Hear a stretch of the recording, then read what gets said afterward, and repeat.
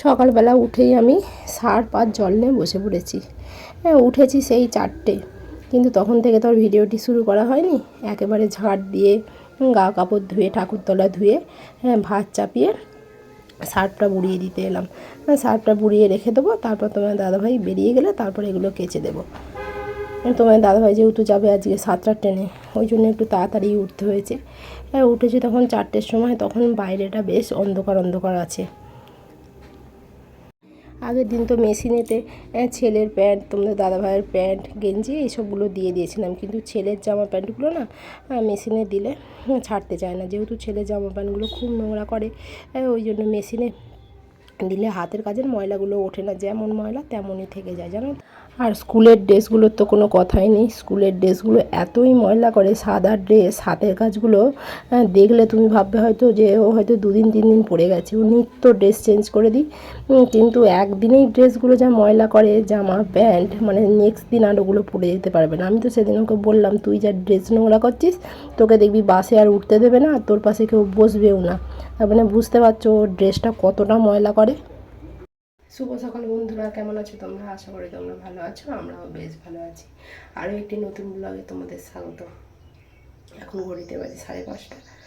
আমার তো এদিকে সব কাজ করে নিয়েছি, দেখতেই পেয়েছো। সার্ফে বুড়িয়ে দিয়েছি, আর এদিকে চলে এসেছি রান্নাঘরে। এদিকে ভাত চাপিয়ে দিয়েছি। আজ আমার শরীরটা না একদমই ভালো নয়, খালি মাথা ঘুরছে আর গাটা কেমন গোলাচ্ছে। মানে যেন মাথা তুলতে পারছি না, মাথা ভারী হয়ে আছে। কিন্তু কি করব বলো, রান্না তো করতেই হবে। ছেলে আছে, তোমার দাদাভাই খেয়ে বেরোবে, এবার না খেয়ে দিয়ে চলে যাবে বলো যদি না রান্না করি। ওই জন্য কষ্ট করে হলেও তো রান্না করতে হবে। ছেলের আজকে অবশ্য ছুটি আছে, ছেলে তো আজকে বেরোবে না, কিন্তু তাও আমরাও তো খাবো বলো। যদি না রান্না করি তো খেতেও পাবো না। উঠে সকাল সকাল ওই জন্য রান্নাটা করে নিলাম। সকালের দিকে যখন উঠলাম তখন শরীরটা অতটা খারাপ লাগেনি, কিন্তু যত বেলা বাড়ছে না তত যেন শরীরটা খুব খারাপ লাগছে, বুঝেছো। দিতে আলুটা সিদ্ধ করে তো আলু ভাজাটা করে নিয়েছি, আর এদিকে সোয়াবিনের তরকারি করেছি, আর হচ্ছে বিউলির ডাল, আর এদিকে আলু ভাজা করেছি। আর ঘুগনির জন্য কড়াইটা ভিজুত দিয়েছি, বিকালে ঘুগনি করবো বলে। ছেলে বলছে মা ঘুগনি করো। আমি তাহলে ঘুগনিটাই তাহলে আজকে করি, যেহেতু আজকে শনিবার। পেঁয়াজ রসুন তো খাবো না, নিরামিষই করবো। আর এদিকে বাসনগুলো ধুয়ে নিয়েছি, তোমাদের দাদাভাই থাকতেই কিছু বাসন আমি একেবারে ধুয়ে নিয়েছি। কাজটা যতটা এগোনো যায়। তোমাদের দাদাভাই স্নান করতে চলে গেছে, ও এসে এবার তো ভাত খাবে, ভাত খেয়ে তারপর বেরোবে। ছেলে তো এখনও ওঠেনি, ছেলের উঠতে তো এখন অনেক দেরি, এই তো 6:45 বাজে। আর তোমাদের দাদাভাই চলে যাওয়ার পরে না আমি শুয়ে পড়েছিলাম, জানো তো। সেই 9:30টার সময় উঠেছি, শরীরটা এত খারাপ লাগছে আমি উঠে কাজই করতে পারিনি। মানে ভেবেছিলাম যে তোমার দাদাভাই চলে গেলেই কাচাকুচিগুলো করে নেবো, অতটা রোদ থাকবে না, কিন্তু উঠতে তো পারলামই না। 9:30টার সময় উঠলাম, ছেলেকে তুলে দাঁত মাজিয়ে তারপর দুটো খাওয়া দাওয়া করে মানে বিছানটা গুছিয়ে আবার শুয়ে পড়েছিলাম। কিন্তু শুয়ে থাকলে কি করে হবে, উঠে রান্নাঘর মুছলাম, মুছে ঘরদোরগুলো মুছে এই যে জামা কাপড়গুলো নিয়ে বসেছি। জামা কাপড়গুলো না রগড়ালে না ছাড়বে না, আর ওই কলতলায় গিয়ে রগড়াতে ভালো লাগে না, ওই জন্য এখানে বসে বসেই আগে রগড়ে নিলাম। এত ময়লা হয়েছে মানে বলার মতো নয়। শুধু ওর ড্রেসগুলোই আমার কাচতে এত কষ্ট হয়, তোমার দাদাভাইয়ের ড্রেস কাচতে অতটা কষ্ট হয় না, কিন্তু ওর ড্রেস কাচতেই আমার যেন একদম মানে আর কী বলবো। আমি মাঝে মাঝে বলি নিজের ড্রেস তুই নিজে কাচবি। খুব রাগ ধরে গো, এত ময়লা করে বলি যে তুই ওরমভাবে মুখ মুছবি না, ও সেই ঘাড়ের কাছ দিয়ে মুখটা মুছছে ড্রেসেতে, ওই জন্য ড্রেসটা খুব নোংরা হয়ে যায়। আর এখন তো ভাবছি ওয়াশিং মেশিন কিনে যে কী বড় ভুল করেছি, মানে বলার মতো না। ওয়াশিং মেশিন না কেনাটাই আমার উচিত ছিল, জানো তো। তখন অত বুঝতে পারিনি যে এইসব ড্রেসগুলো নোংরা ছাড়বে না। শুদ্ধ মানে রেগুলার পরার ড্রেসগুলো তুমি দিলে তবেই ভালো। তুমি যদি 2 দিন এরকম একটু নোংরা হয়ে যায় ড্রেসটা, সেহেতু আর ড্রেসটা আর পরিষ্কারই হবে না। না ক্যারেটের ড্রেস হয়, না স্কুল ড্রেস হয়। ওই রেগুলার পরার ড্রেসগুলোই, তোমাদের দাদাভাইয়ের ড্রেসগুলোই আমি বেশি মেশিনে দেওয়া হয়। আমার ড্রেসও আমি দিই না হাতে কাচি, আর ছেলের ড্রেসও হাতে কাচি। তাহলে আমার লাভটা কী বলো, যদি আমার হাতেই কাচতে হবে। তখন আমার হাতের প্রবলেম ছিল বলেই মেশিনটা কেনা হয়েছিল, কিন্তু এখন দেখছি না কিনলেই ভালো হতো। তোমাদের দাদা হয়তো বলে যে তুমি তো জোর করে কিনলে, এখন বলি যে বিক্রি করে দিয়ে যাও, আমার দরকার নেই। আপনার হাত জগন্নাথ, হাতেই বেটার। হাতের মতো মানে সুখ কিছুতেই নেই। হাতে কাচলে কত সুন্দর পরিষ্কার হয়। আমার হাতের জন্য তো সার্ফ জল আর এমনি জল ঘাঁটাটা একদমই বারণ। কিন্তু মেয়েদের তো সব কাজটাই জলে, তাই না বলো? সব কাজেতেই তো জল লাগবে, জল ছাড়া আর কী করে হবে? কিন্তু জলটা যত একটু অ্যাভয়েড করা যায় ততটাই ভালো। কিন্তু আমি না প্রচণ্ড হাত ধুই, জানো তো? মা মাঝে মাঝে বলে মানে রান্নাঘরের বেসিনটা খুলে দিতে, আমি প্রচণ্ড হাত ধুই, মানে কিছুতে হাত দিলেই হাত ধুই, কিন্তু এটা আমার উচিত না, হাতের পক্ষে আমারই ক্ষতিকারক। কী আর করবো বলো?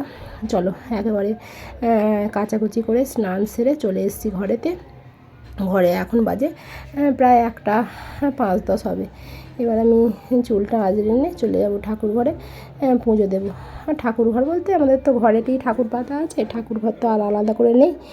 ওখানে পুজো করব, পুজো করে তারপর যাব ছাদে। ছাদে এত রোদ ছেড়েছে, জানি না যে ছাদে কী করে উঠবো, ওঠাটাই ছাদেতে মুশকিল। ভাবলাম এক আর হয়ে গেল আর এক। ভাবলাম যে সকাল সকাল তোমাদের দাদাভাই গেলেই আমি কাচাকুচিগুলো করে নেবো, কিন্তু সে তো আর হলো না। মানে শরীরটা এত খারাপ হলো, আমাকে শুয়ে পড়তে হলো।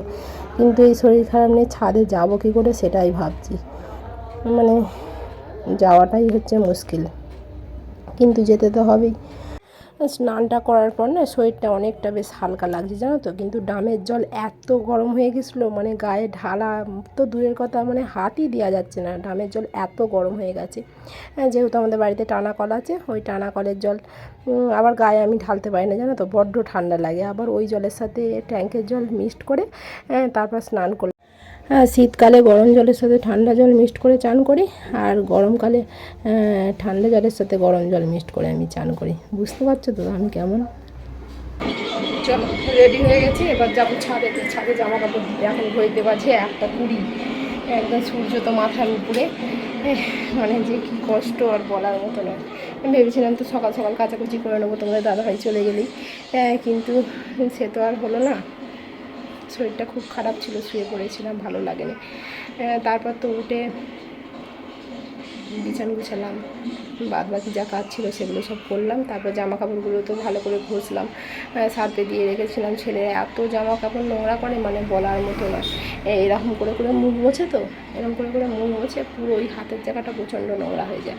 ওই জন্য ওটা হাতে করে না রাখলে হবে না, ওই জন্য ঘষলাম। ঘষে তারপর ছেলের কিছু লেখা ছিল, ওই লেখাগুলো খাতায় ফোন থেকে লিখে দিলাম, নাহলে তো দেখে দেখে লিখতে পারবো না ফোন থেকে। ওইগুলো খাতায় লিখে দিয়েছিলাম। তারপরে লিখছিল, তাও পুরোটা কমপ্লিট করতে পারেনি। বললো মা পরে লিখবো। ঠিক আছে পরে লিখবে। আমি স্নান সেরে পুজো দিয়ে চলে এসেছি। চলে এবার ছাদে যাবো। কত যে জামা কাপড় আছে আমার দিতে দিতে কত টাইম লাগবে তাই নেই ঠিক। চলো দেখো কত জামা কাপড়। এইতে আছে ছেলের উজালা দেওয়া জামা কাপড় সাদা, আর এইতে আছে ওরই জামা কাপড়, আর আমার কিছু আছে। চলো ছাদে নিয়ে যাই। আর উজালা দেওয়াগুলো তো এখানে দেবো না, ছাদে দেবো না, এগুলো নিচই দিয়ে দেবো। ছাদে দিলে রঙগুলো সব ফেড হয়ে যায়, জানো তো? ওই জন্য এগুলো নিচতেই দিয়ে দেবো, আর এইগুলো ছাদে নিয়ে যাব। চলো দেখতে থাকো। ছাদে গেলে আমি আর মানে কী বলবো, আর ছাদের যা চেহারা, রোদ তো একদম মাথার উপরে উঠে গেছে। ছাদ থেকে এসে আমি তো আর কিছু দেখতে পাবো না বলে মনে হচ্ছে, যা রোদের তাপ। চলো চলো যাওয়া যাক।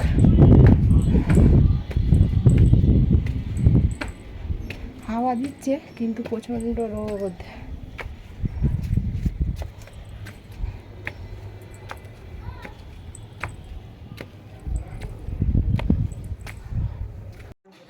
ছাদে তো আমার ওড়নাটা ছিল, ওটা মাথায় দিয়ে দিলাম ভালো করে, নাহলে যা রোদ, মুখে রোদ পড়লে সেই আধার কার্ডের মতো পুরো ছবি আমার হয়ে যাবে। বুঝতে পারছো যা রোদের তাপ? এটা তো স্পিড দিয়েছি বলে তাড়াতাড়ি করে হয়ে গেল, কিন্তু এত তো তাড়াতাড়ি করে আমি শুকনো করতে দিতে পারিনি বলো। এই জামা কাপড় শুকনো দেওয়ার সময়তেই তোমার দাদাকে আমি খুব মিস করি, জানো তো? এখানে তোমার দাদাভাই বাড়ি থাকলে এইগুলো তোমার দাদাভাই করে দেয়, আমাকে খুব একটা করতে হয় না। ওই জন্য এই সময়টা ওকে খুব মিস করছি, জানো তো? কিন্তু বললে আবার চেল্লাবে, বলবে ও তাহলে আমাকে এই জন্য তোমার দরকার বলো। এই হচ্ছে ব্যাপার, আর কি বলবো। এইগুলো তো আর রবিবারের জন্য ফেলে রাখা যায় না বলো। দেখো ছাদ থেকে এসে আমার খালি অবস্থাটা বল, দেখো পুরো ঘেমে চান করে গেছিল, প্রচণ্ড গরম হচ্ছে। চলো একটু পাখার তলায় গিয়ে বসি, তারপর ভাত খাবো, খেয়ে দিয়ে একটু শোবো, তারপর তোমার সাথে বিকালবেলা দেখা হবে। এখন আর কথা বলতে পারছি না, প্রচণ্ড গরম হচ্ছে। আর এই দেখো ঠাকুরের আমার সেবা দেওয়া হয়ে গেছে, দেখতে পাচ্ছ। চলো বিকালে আসবো। হ্যাঁ, জামা কাপড়গুলো তো ছাদ থেকে দিদিভাই এনে দিয়েছে। কখন এনে দিয়েছে আমি তো জানি না। আমি গিয়ে আবার ছাদে তুলতে গেছি, দেখছি নাকি দিদিভাই তার আগেই এনে চেয়ারে দিয়ে গেছে। এবার জামা কাপড় কাচলেই কি শেষ বলো? শেষ তো নয়, সেগুলোকে গুছিয়ে আবার জায়গা মতো রাখো। আর যেগুলো নতুন জামা প্যান্ট আছে সেগুলো সব ভাঁজ করে আলমারিতে তুলতে হবে। যেহেতু মায়ের বাড়ি গেছিলো, সব গেঞ্জিগুলোই বেশিরভাগ নতুনই আছে, সেগুলো তো আলমারিতে তুলতে হবে। সেগুলো ভাঁজ করে করে আলাদা আলাদা রেখে দিচ্ছি। ওগুলো একবারে আলমারিতে তুলে দেবো বলে কাজ কিছুতেই কমবে না। মানে কাচলেও সেগুলোকে আবার গুছিয়ে জায়গা মতো রাখতেও এক টাইম, তাই না বলো? বিকালবেলাতে এইগুলো করতে করতেই তো আমার কতটা টাইম লেগে গেলো। এতগুলো জামা কাপড় গুছাতে গুছাতে তো অনেকটাই টাইম লাগবে। দুদিন তাও কাচাকুচি হয়ে গেছে, এখনও আছে আমার শাড়িগুলো, এখনও ব্যাগেই ভরা আছে। এখনও আমার শাড়িগুলো কিছু করতে পারিনি। আমার শাড়িগুলো এখনও সেদিনে 3টে ধুয়েছিলাম, এখনও মায়ের বাড়ি যেগুলো নিয়ে গেছিলাম সেগুলো এখনও বাকি আছে, ওগুলো এখনও ধোয়া হয়নি। ওগুলো ধোবো পরে। আবার তো ষষ্ঠী এসে যাচ্ছে, আবার মায়ের বাড়ি যাব। মানে ব্যাগ আর ফাঁকা হচ্ছে না, আবার ব্যাগ গোছাতে হবে। কিন্তু মায়ের বাড়ি যাওয়া হবে কি বলতে পারছি না। সেদিনে ছেলে স্কুল ছুটি নেই, সেদিনে ছেলে স্কুল আছে। এখন যাওয়া হবে কি তো ঠিক নেই। কিন্তু ব্যাগটা তো মানে ফাঁকা করতেই হবে, তাই না বলো? একেবারে চলে এসেছি তোমাদের সামনে সন্ধেবেলা। আমার সন্ধে দেওয়া তো অনেকক্ষণই হয়ে গেছে। আর ঘুগনি করলাম, এই সন্ধে দিয়ে ঘুগনি করলাম। কড়াইটা তো তোমাদের আগেই বলেছিলাম, বিকালবেলা সিদ্ধ করে রেখেছিলাম, তারপর সন্ধে দিয়ে ঘুগনি করে নিয়েছি। ছেলে খাবো খাবো করছে, খিদে পেয়ে গেছে, ওই জন্য ঘুগনিটা একবারে করেই নিয়েছে। চলো আমরা দেখাই। এই যে এখানে ঘুগনি করে নিয়েছি, আর হচ্ছে এই যে মুড়ি বার করে নিয়েছি। আমি ঝুড়ি ভাজা দিয়ে আর ঘুগনি দিয়ে খাবো, আর ছেলে হচ্ছে এই যে চানাচুর মুড়ি আর ঘুগনি দিয়ে খাবে। দেখলে ছেলে অলরেডি খেতে বসে পড়েছে, এবার খাবে। করে নিয়ে এসো, তোমারটা দিয়ে দিই। গরম আছে সোনা, আর দেবো বাবা, আর দেবো? আর জুস নিলে কিন্তু ঝাল লাগবে, তুমি খেতে পারবে তো? আচ্ছা না, আর দেবো? আর দেবো না তো?